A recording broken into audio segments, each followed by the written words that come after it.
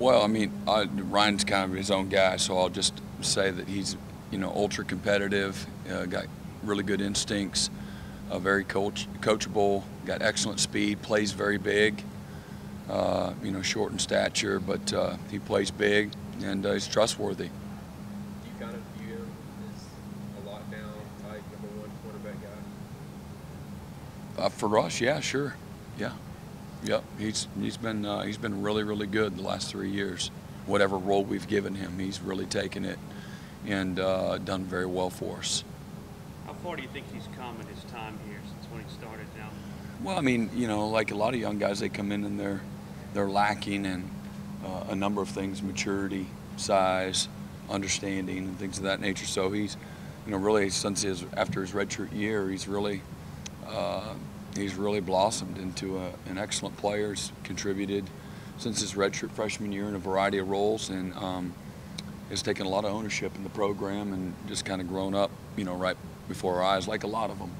But I know he's a little squirrely, like a lot of young guys, and I think this program has really helped him. But couldn't be more pleased with his production, throughout his career. Very versatile, just like Marcus Gilchrist was. He was just telling us how much of a role model Marcus was for him, and trying to model his game after. Also Xavier Brewer. How important is it for these guys to have role models like that when they come in early? Oh, I think it's critical. This is kind of what it looks like, and follow their lead. So I think if your program's in the right place, the players are holding each other accountable to a standard. They teach and nourish schemes and standards and those types of things. So, leadership is incredibly important. Those guys were two of the best. So there's a lot of weeks where years past, Wake Forest is not in the top of the Atlantic Division. What are you noticing how that has changed? How are they a better team than you guys were 28-0 freshmen a year ago? Well, systematically, they're into is this their third year now? Fourth year now. So that maturation, they've redshirted a lot of players and have developed them, and that's a critical part of when you're building a program. If you have the patience to do so, that's the right way to do it. And they've recruited very well, good evaluators of talent, and then have again developed them the right way. And then I think the kids believe in what they're doing, play incredibly hard. They've recruited high character, tough guys, football players, all those types of things that show up on tape.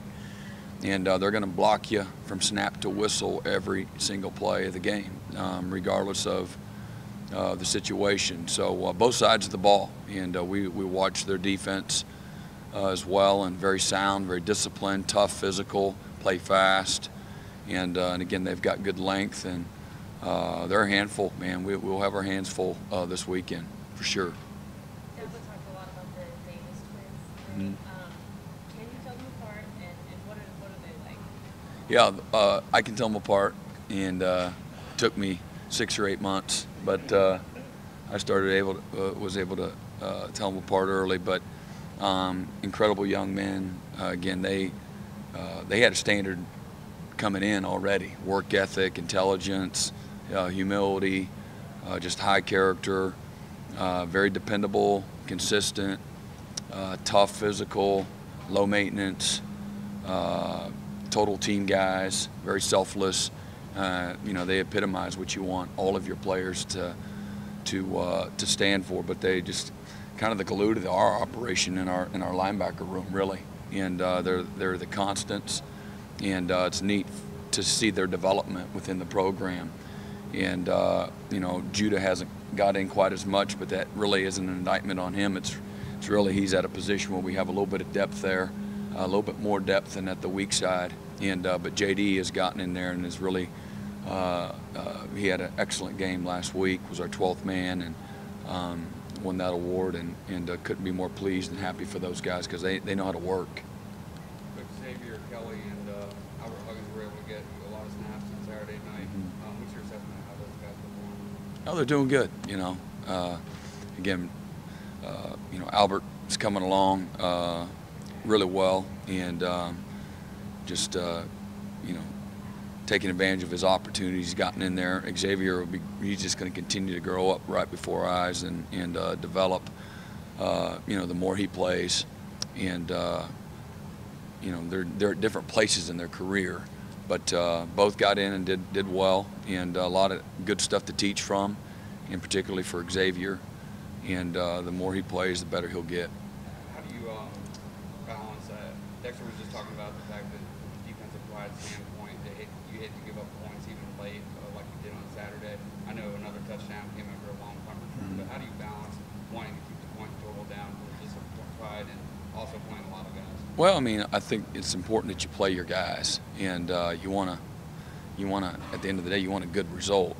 But that comes with the territory, man. Those guys, it's not like they're trying to, you know, not do right or whatnot. So that's gonna, you know, even that last drive, they were making some plays offensively, and so you're okay with that. You know, you don't like the, you know, that you got to make a play on 4th down, and you have the ball in your hands, and we're not quite where we need to be on that last touchdown pass. But even that drive, they were nickel and diamond and working the clock, and we're just a little bit off, and that's okay. There's nothing wrong with that. It's when you just make the basic fundamental bust that whether it's your first team guys, second team guys, it doesn't matter, you know, and the standard shouldn't change and doesn't, and so that's okay. I'm not so beat up on the stats.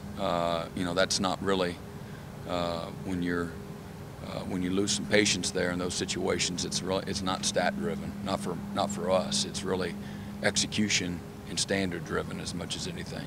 So it's important that they work very hard. They come to work every single day, and you know, it's great. You know, their opportunity to play trumps any of the mistakes they may make and those types of things, and I think it's critical in their development.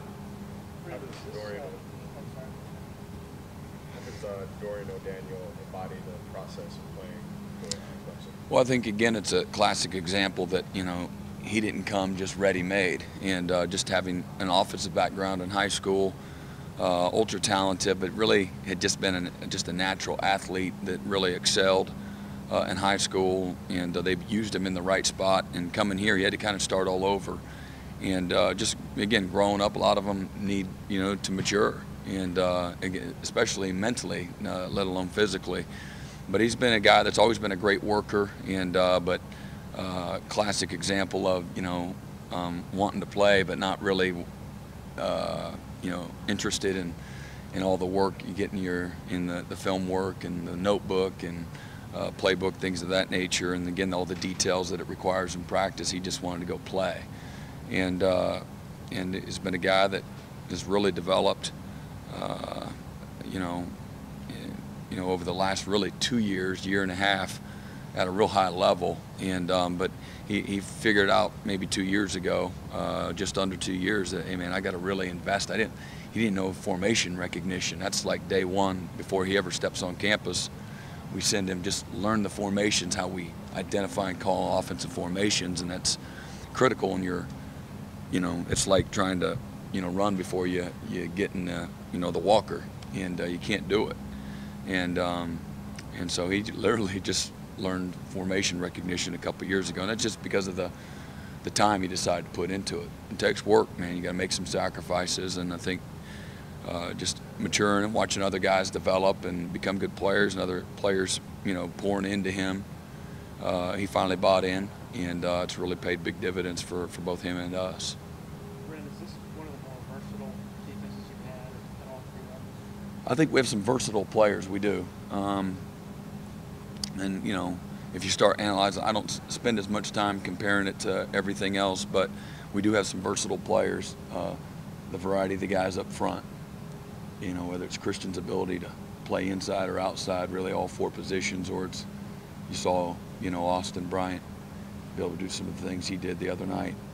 And, you know, and then Dorian being able to do a variety of things inside and outside the box. And then, of course, some of the guys in the back end, particularly a guy like Ryan Carter that can do a lot of different things, or, again, Isaiah Simmons or Kayvon Wallace. Still young players, you know, figuring out their way, but they do bring a lot to the table.